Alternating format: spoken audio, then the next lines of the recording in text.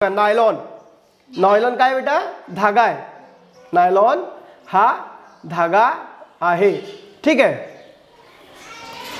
या धाग्याचा शोध न्यूयॉर्क व लंडन येथे एकाच काळात लागला. कुठे लागला? न्यूयॉर्क मध्ये. नायलॉन धाग्याचा शोध कुठे लागला बेटा? न्यूयॉर्क व लंडन. न्यूयॉर्क अमेरिकेमध्ये आहे आणि लंडन इंग्लंडमध्ये आहे. ठीक आहे. म्हणून न्यूयॉर्कचे NY व लंडनचे LON ही आद्याक्षरे एकत्रित करून नायलॉन तयार झाला. NY म्हणजे काय? तर न्यूयॉर्क. आणि LON म्हणजे काय? तर लंडन. या दोघांना प्लस करून काय तयार झाला? नायलॉन तयार झाला. काय तयार झाला? नायलॉन. हा, लक्षात ठेवायचं. नायलॉन नाव कसं पडलं? लंडन आणि न्यूयॉर्क मध्ये हा धाग्याचा शोध लागला, त्याच्यावरून नायलॉन हा नाव पडला. नायलॉनचे धागे चमकदार असतात, पांढरे शुभ्र असतात, एकदम चमकतात. ते शायनिंग असते ना कपड्यांना, ते नायलॉनचे धागे वापरतात त्याच्यामध्ये. हा, पारदर्शी आणि जलरोधी असतात. कसे असतात ते? जलरोधी असतात, पारदर्शी असतात. इकडून तिकडे बघता येतो त्याच्यामधून. आणि जलरोधी म्हणजे काय रे? पाणी इकडून तिकडून जाऊ शकत नाही त्या धाग्यामधून. वस्त्रनिर्मिती, मासेमारीची जाळी, मासे पकडण्यासाठी जाळी असते माहिती आहे तुम्हाला? ती जाळी बघितली तुम्ही? त्याच्यामध्ये पण नायलॉनचा धागा असतो. कशाचा धागा असतो? नायलॉनचा धागा असतो. तुम्ही मच्छी धागा म्हणता ना, मच्छी धागा माहिती आहे तुम्हाला? मच्छी धागा दुकानात भेटते, एकदम कडक असते, त्यात तो नायलॉन प्रकारचा असतो. जाळी व दोरखंड इत्यादी तयार करण्यासाठी नायलॉनचे धागे वापरतात. जाळी तयार करतो ना आपण मासे पकडायला. आणि दोरखंड, दोरखंड मोठी मोठी जाड दोरी असते, मोटर वगैरे बांधतो आपण विहिरीत, है ना? मग ते हे सगळे जोड धागे कशाने तयार करतात बेटा? नायलॉनने, है ना? मजबूत धागे तयार होतो नायलॉनने. बरं. त्यानंतर रेयॉन. काय? रेयॉन. रेयॉन. तर रेयॉन कापूस व लाकडाच्या लगदा सोडियम हायड्रॉक्साईड नावाच्या रसायनामध्ये विरघळवून एक द्रावण तयार केले जाते व या द्रावणापासून यंत्रांच्या साहाय्याने हे धागे मिळवतात. बघा, कापूस आणि लाकड यांच्या लगदा करतात, त्याला मिळवतात पूर्ण. आणि सोडियम हायड्रॉक्साईड हाच्या द्रावण तयार करतात, है ना? सोडियम हायड्रॉक्साईड मिळवून यांच्या काय तयार करतात? द्रावण. हा सोडियम हायड्रॉक्साईड काय बेटा? रसायन आहे. काय आहे? रसायन आहे, केमिकल आहे. आणि त्याला मिळवून त्याच्या साहाय्याने धागे तयार करतात. यांना मजबूती व चकाकी असते म्हणून यांना कृत्रिम रेशीम असे म्हणतात. सूर्यकिरणांसारखे चमत्कार या अर्थाने रेयॉन हा शब्द वापरतात. का बरं रेयॉन म्हणतात? कारण हे धागे चमकदार असतात. कसे असतात? चमकदार असतात. कसा? सूर्यासारखे चमकदार असतात, म्हणून त्याला रेयॉन हा नाव दिलेला आहे. आणि त्याला ते रेशीम सारखे असतात. रेशीम धागा माहिती आहे तुम्हाला? त्याचा कोर्स मला सांगितलं, तो पण एकदम सुंदर असतो धागा, एकदम शायनिंग असते त्याला, रेशीम धाग्याला. त्याची एम्ब्रॉयडरी करतात, हे फूल वगैरे काढतात ना कपड्यांवर, ते रेशमच्या धाग्याने काढतात आणि ते रेशमचे धागे चमकतात. तसा हा जो रेयॉन आहे हा पण चमकतो, पण हा कृत्रिम धागा आहे. कसा धागा आहे हा? कसं बनवतात? कापूस आणि लाकडाच्या लगदा आणि सोडियम हायड्रॉक्साईड मध्ये रसायन त्याच्यामध्ये मिसळवतात. ठीक आहे. त्यानंतर डेक्रॉन, टेरेलिन आणि टेरिन. डेक्रॉन, टेरेलिन आणि टेरिन. खनिज तेलापासून म्हणजे काय रे? आता आपण जे रॉकेल वापरतो किंवा पेट्रोल वापरतो ते कुठून निघतो माहिती आहे? जमिनीमधून निघतं. मग ते जमिनीमधून काढतो ना आपण, मग त्याच्यामध्ये फक्त पेट्रोल किंवा फक्त रॉकेल निघत नाही, तर त्याच्यामधून पेट्रोल पण निघतो, डिझेल पण निघतो, रॉकेल पण निघतो. ते मोम माहिती आहे? मोमबत्ती, ते मोम पण पेट्रोलमधूनच निघतो. त्यानंतर जो डांबर माहिती आहे तुम्हाला? रस्ते बनवतात, तो डांबर पण पेट्रोलमधूनच निघतो. समजलं का? ते विहीरमध्ये जे द्रव्य निघतो ना, त्याच्यामधून ह्या सगळ्या गोष्टी निघत असतात, है ना? मग या सगळ्या गोष्टी विविध हायड्रोकार्बन घटकांच्या बहुवार्षिक शृंखला करण्यासाठी वापर होतो. आता खनिज तेलामधून हे जे सगळं मिळतो ना, त्यांच्या कशासाठी वापर येतो? हायड्रोकार्बन. आता हे तुम्हाला 9व्या वर्गात सगळं डिटेलमध्ये दिलेलं आहे की हायड्रो काय असते आणि कार्बन काय असते. आता फक्त सोपं सांगतो तुम्हाला मी. हायड्रोजन हा वायू आहे. हायड्रोजन काय आहे? वायू आहे. आणि कार्बन काय आहे? हा पण वायू आहे, है ना? मग हायड्रोजन अधिक कार्बन यांची जोडी तयार होते. यांची काय तयार होते? जोडी तयार म्हणते. याला म्हणतात हायड्रोकार्बन. काय म्हणतात? हायड्रोकार्बन. आणि ही जी जोडी तयार होते ना बेटा, ही जोडी तयार व्हायची वेगवेगळी पद्धत आहे. हायड्रोजनला एकच अणू असतो, है ना? आणि कार्बनला असे यांचे अणू मिळून हे हायड्रोकार्बन तयार होतात. यांची पूर्ण शृंखला तयार होते. असे एकाला एक जुळत जातात ते, आणि त्याच्यापासून अशी लांब शृंखला तयार होते. आणि त्याच्यापासून मग काय तयार करतात ते? बहुवार्षिके द्रावण, बहुवार्षिके तयार होतात, है ना? आणि हे सगळे बहुवार्यिके द्रावण बारीक छिद्र असलेल्या चाळणीतून दाबतात. यातून तयार होणारे धागे थंड झाल्यावर त्यांचा एक अखंड आणि लांब तंतू बनतो. या तंतूंना पीठ देऊन धागा बनवतात. आता हे सगळं हायड्रोकार्बनचा वापर करून जे धागे बनवतात ना, ते एक प्रकारचा प्लास्टिकच असतो है ना. हे डेक्रॉन, टेरिलिन आणि टेरिन, आणि त्याच्यापासून लांब लांब हे बघा, हे दिसतो हा, हे दोरे तुमच्या घरी पण असतील, हे आहेत ना, प्लास्टिक सारखे असतात. मग ते काय बेटा, डेक्रॉन, टेरिलिन आणि टेरिन कशापासून बनलं? ते हायड्रोकार्बन, खनिज तेलापासून निघणाऱ्या घटक द्रव्यापासून है ना. निरनिराळी रसायने वापरून निरनिराळ्या गुणधर्माचे धागे बनवतात. या धाग्यांना डेक्रॉन, टेरिलिन, टेरिन अशी विविध नावे मिळालेली आहेत. बरं बघा, हायड्रोकार्बन काय आहे तर खनिज तेलापासून मिळणारा घटक. आताच सांगितलं, खनिज तेलापासून जे घटक मिळतात त्याच्यामध्ये हायड्रोजन पण असतो, कार्बन पण असतो, आणि त्याला हायड्रोकार्बन असं म्हणतात. आता आपण जे सगळं जेवतो ना, आपली जी बॉडी आहे ती पण कार्बन पासून बनलेली आहे. कशाने बनलेली आहे? कार्बन. झाडे हे वनस्पती हे पण कार्बन पासून बनलेले आहेत. मग हे झाडे मेल्यावर कुठं जातात बेटा? जमिनीमध्ये गाडले गेले, आणि त्याच्यापासून मग कोळसा तयार झाला आणि खनिज तेल तयार झाला है ना. कोळसा भरपूर दिवस जमिनीत राहिल्यामुळे त्याच्यापासून खनिज तेल तयार होतो आणि हायड्रोकार्बन तयार होतात. बघा, बहुवार्यिक श्रृंखला म्हणजे काय तर एक लहान घटकाची एकत्र गुंफण करून तयार होणारी अखंड साखळी. म्हणजे छोटे छोटे घटक एकाला एक जोडून असं हे काय तयार झाली? साखळी तयार होती की नाही. मग अशा प्रकारे तो धागा तयार होतो. असं हे लहान लहान तंतू एकमेकाला जुळले जातात आणि एकदम घट्ट जुळतात हे, आणि त्याच्यापासून मग ते तंतू तयार होऊन दोरा तयार होत असतो है ना. हे बघा, कृत्रिम धाग्याचे कंबल, कृत्रिम धाग्याचे दोरे, कृत्रिम धाग्याचा जॅकेट, कृत्रिम धाग्याचे पडदे, कृत्रिम धाग्याचा शर्ट, कृत्रिम धाग्याचे मोजे, हे सगळं कृत्रिम आहे. आता कापसाचा फार कमी वापर होतो, आता हे कृत्रिम धागेच वापरतात है ना. बरं, आता हे जे कृत्रिम धागे आपण वापरतो त्यांच्यामध्ये काही गुण आहेत तर काही दोष पण आहेत. काही गुण आहेत तर काही दोष पण आहेत. गुण म्हणजे कोणते तर बघा, हे धागे खूप मोठ्या प्रमाणावर तयार करता येतात, बरोबर की नाही, कारण ते फॅक्टरीमध्ये तयार होतात. काही आपल्याला शेतीमध्ये आता कापूस उगवायला किती वेळ लागतो ना, कापूस लावा मग त्याचं झाड वाढेल मग कापूस फळेल, तसं आहे का हे? नाही, हे फॅक्टरीमध्ये तयार होतो, एकदम फास्ट तयार होतो ना. या धाग्यांची किंमत काय असते बेटा? कमी असते. कापूस महाग असतो आणि हा धागा काय असतो? स्वस्त असतो. ठीक आहे. अतिशय टिकाऊ असतात आणि मजबूत पण असतात है ना. बरं, दीर्घकाळ उपयोगात आणता येतात, खराब होत नाही, दीर्घकाळपर्यंत सडत बी नाही, दीर्घकाळपर्यंत आपल्याला वापरात आणता येतात. ठीक आहे. त्यानंतर जलरोधक असल्यामुळे भिजणे, कुजणे अशा क्रिया घडत नाही. यांच्यामध्ये पाण्याचा परिणाम होत नाही, पाणी याच्यामध्ये काही जात नाही, म्हणून ते कुजतात का, सडतात का? नाही. काय असतात? हलके असतात. काय असतात ते? हलके असतात आणि सोयीस्कर असतात वापरायला. चकाकी चांगल्या असल्यामुळे व्यक्तिमत्व खुलण्यास मदत होते. आता ते चांगले चांगले जॅकेट घालतात लोक, घालतात की नाही, मग आपल्याला वाटतं किती सुंदर जॅकेट घातलाय. तो कशाचा बनतो? कृत्रिम धाग्याचा है ना. बरं, या धाग्यापासून बनवलेल्या कपड्यांना सुरकुत्या पडत नाही. तुम्ही बघा, तुमच्याकडे काही जॅकेट असतील, तुम्ही असं चुंगडलं ना तरी त्याच्यावर असं चुंगडत नाही, ते परत जसंच तसं होऊन जातो ना. मग ते काय असते? तेच असते, रेयॉन, टेरिलिन वगैरे है ना. बरं, आता बघा दोष काय त्याचे? दोष हे तर झाले गुण, पण दोष पण आहेत. दोष काय आहेत? जलरोधी असल्यामुळे शरीराचा घाम शोषला जात नाही. आता बघा, आपल्याला पसीना आला है ना, घाम आला, तर या शर्टमध्ये तो शोषला जाईल, पण त्या कपड्यामध्ये शोषला जातो का? नाही, त्यांच्यामध्ये शोषला जात नाही. या धाग्यापासून बनलेले कपडे सतत वापरले तर त्वचा ओलसर राहून त्वचेचे विकार होतात. जर आपण हे प्लास्टिक जे रेयॉन, डेक्रीन आहे त्याचे कपडे जास्त वापरले तर आपल्याला स्किनचे काय होईल? रोग होतात, विकार होतात है ना. स्किन खराब होईल किंवा जळेल किंवा मळमळ होईल, खास तुटेल, अशा प्रकारे. या धाग्याचे कपडे विशेषतः उन्हाळ्यात वापरणे त्रासाचे असते. का त्रासाचे असते उन्हाळ्यात? उन्हाळ्यात आपल्याला घाम जास्त येतो आणि हे कपडे त्या घामाला शोषून घेत नाही, म्हणून उन्हाळ्यात वापरणे त्याला सोपं नाही. त्यानंतर हे लवकर पेट घेतात. हायड्रोकार्बन असते, पेट्रोलपासून निघालेले घटक असतात ना, मग पेट्रोलपासून निघालेले घटक लवकर जळणार की नाही? मग तुम्ही लक्षात ठेवा, तुमचे जर असे कपडे राहिले तुम्ही आगीजवळ गेले लगेच पेट घेतात ते.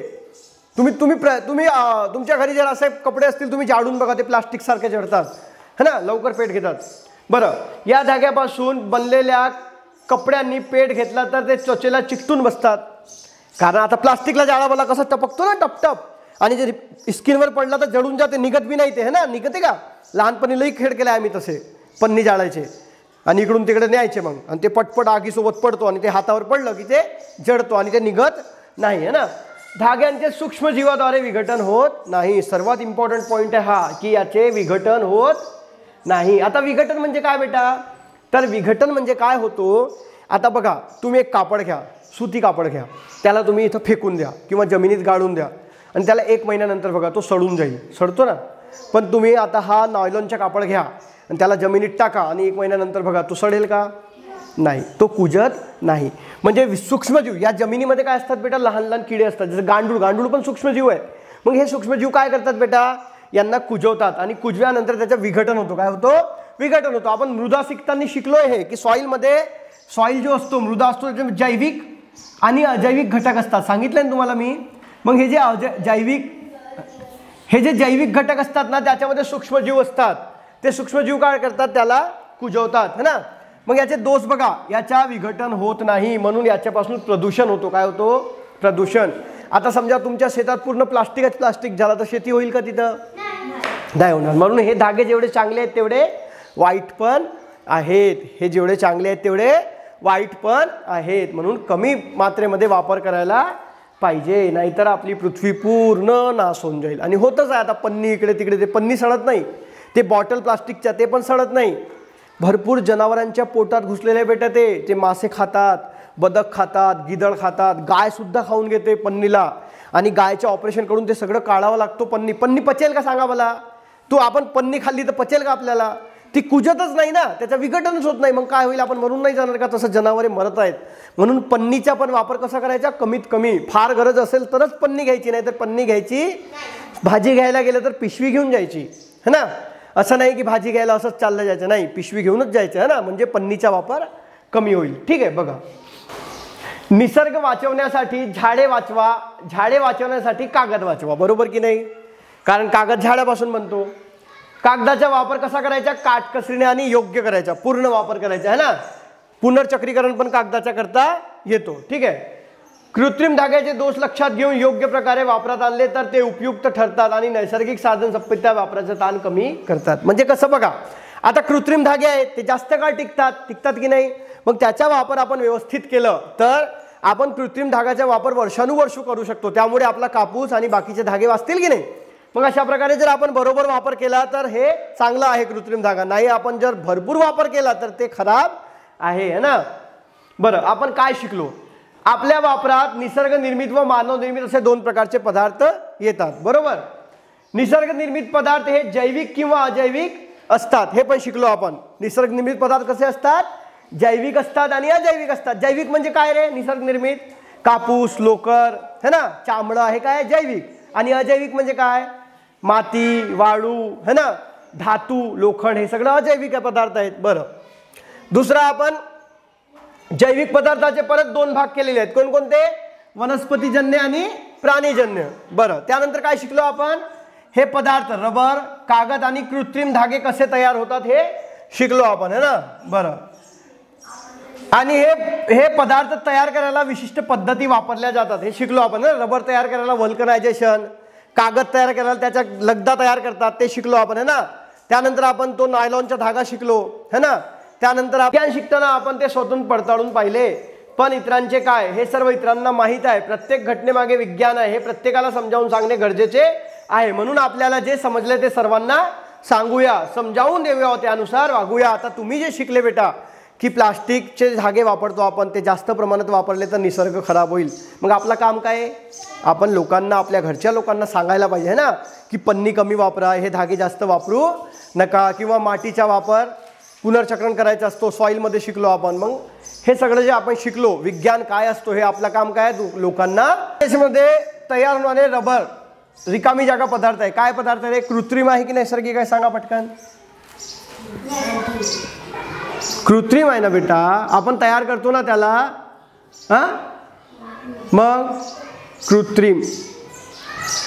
नैसर्गिक पदार्थावर रिकामी जागा करून मानवनिर्मित पदार्थ तयार केले जातात, प्रक्रिया करून. काय करून, प्रक्रिया करून. न्यूयॉर्क व लंडन येथे कोणता धागा तयार भेटला बेटा, नायलॉन, है ना. याच्यावरून त्याचं नाव पडला, NY न्यूयॉर्क आणि LON नायलॉन. रेऑनला निकामी जागा नावाने ओळखले जातात. कृत्रिम रेशम, कोणता रेशम, कृत्रिम रेशम. ठीक आहे.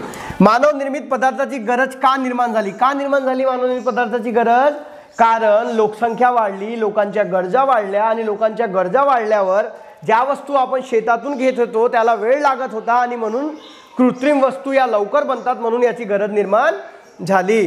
निसर्गातून कोणकोणते वनस्पतीजन्य व प्राणीजन्य पदार्थ मिळतात? सांगा. वनस्पतीजन्य काय काय भेटतो आपल्याला? कापूस भेटतो, अजून लोकर, अजून ताग, अजून अन्नधान्य. कुठून भेटतात अन्नधान्य? आपल्याला वनस्पतीकडूनच मिळतात की नाही? बरं. प्राणीजन्य पदार्थ सांगा. चामडे भेटतं प्राणीकडून, अजून अजून काय भेटतो? ते लोकर. लोकर हा प्राणीकडून भेटतो, इथं नाही. लोकर इथं.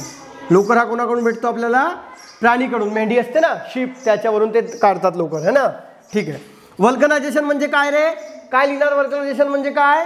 तर रबर, रबर अधिक अधिक गंधक, गंधक यांच्या मिश्रण किती तास? 3-4 तास काय करतात?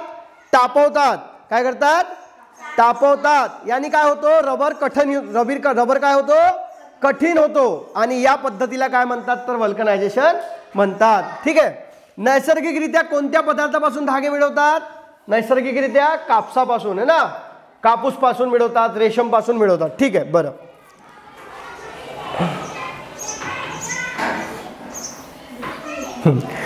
आमचे उपयोग काय? माती कशासाठी कामात येते बेटा? अन्नधान्य उत्पादनासाठी, है ना? माती नाही राहिली तर आपण जेवण बनवू शकतो का?